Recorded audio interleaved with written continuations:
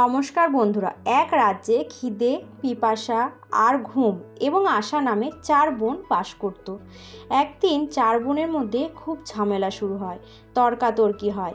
4 বোনের মধ্যে পিপাসা বলে আমি সবার থেকে বড়, আর খিদে বলে আমি সবার থেকে বড়। তারপর যথাযথভাবে ঘুম বলে না আমি সবার থেকে বড়। তারপর সেই দেখে আশাও বলে না তোদের সবার থেকে আমি বড়। তারপর তারা নিজেদের মধ্যে বিবাদ করতে থাকে। তাদের বিবাদ আর কিছুতেই থামছিল না। তো বন্ধুরা, ভিডিওটির মূল পর্বে যাওয়ার আগে আপনাদের সকলকে জানায় রাখি অফিসিয়াল চ্যানেলে অনেক স্বাগত। আশা করি ঈশ্বরের কৃপায় আপনারা সবাই খুব ভালো আছেন এবং সুস্থ আছেন। চ্যানেলে নতুন দর্শক হয়ে থাকলে অবশ্যই চ্যানেলটিকে সাবস্ক্রাইব করে পাশে থাকবেন। এবার যাওয়া যাক মূল পর্বে। তাদের যখন বিবাদ থামছিল না, তখন তারা সেই রাজ্যের রাজার কাছে যায় এবং রাজাকে বলে এই ঝগড়ার মীমাংসা করতে আর কে বড় তার নির্বাচন করতে। তখন রাজা অনেক ভাবনা চিন্তা করার পর খিদেকে বলল, আচ্ছা খিদে, তুমি বলো তুমি কি জন্যে বড়? তখন খিদে বলে যে আমি বড় কারণ আমার জন্য সবার বাড়িতে ভালো ভালো রান্না হয়, উনুন জ্বলে। এরপর যখন তাকে থালা সাজিয়ে খেতে দেয় তখন সে পেট ভরে খায়। খিদের কথা শুনে রাজা তার রাজকর্মচারীকে ডেকে বললেন, যাও রাজ্যে গিয়ে সবাইকে বলো আজ যেন কারোর বাড়িতে আগুন না জ্বালানো হয় আর কারোর বাড়িতে যেন খাবার তৈরি না হয়। তারপর দেখব খিদের যখন খিদে পাবে তখন সে কি করে তার খিদে মেটায়। তারপর যথাযথভাবে রাজ্যের কেউই আর উনুন ধরায় না আর খাবারও তৈরি করে না। এদিকে খিদেও বাড়তে থাকে।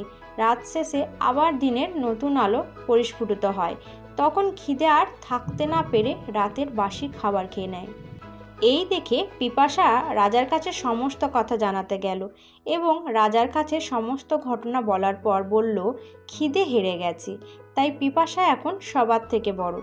রাজা পিপাসাকেও সেই একই প্রশ্ন করল। তখন পিপাসা বলল, আমি এই জন্য বড়, আমার জন্য মানুষ পুকুর বানায়, কুয়ো খোঁড়ে এবং পাত্র করে জল সঞ্চয় করে। এরপর যখন আমাকে পাত্রে জল দেয় তখন আমি পিপাসা মেটাই, এই জন্য সে নাকি বড়। এরপর রাজা তার সৈনিকদের বলল, রাজ্যে ঘোষণা করে এসো আজ থেকে যেন কেউ পাত্রে জল না ভরে রাখে, পুকুর না কাটে, কুয়ো না খোঁড়ে। তারপর দেখি পিপাসা কিভাবে তার পিপাসা মেটায়।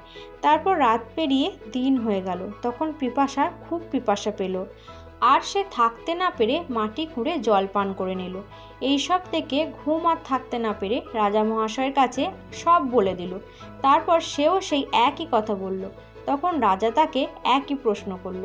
তখন ঘুম বলল, আমি এই জন্য বড়, আমার জন্য মানুষেরা খাট বানায়, তার সাথে বিছানা করে দিলে আমি ঘুমাই, না হলে আমি ঘুমাই না। রাজা তার কথা শুনে ঘোষণা করতে বলল, রাজ্যে যেন আজ থেকে কেউ খাট না বানায়। দেখি ঘুম কি করে ঘুমায়। 2 রাত পেরিয়ে যাওয়ার পর ঘুম তখন কোথাও বিছানা না পেয়ে এদিক ওদিকে শুয়ে পড়ল।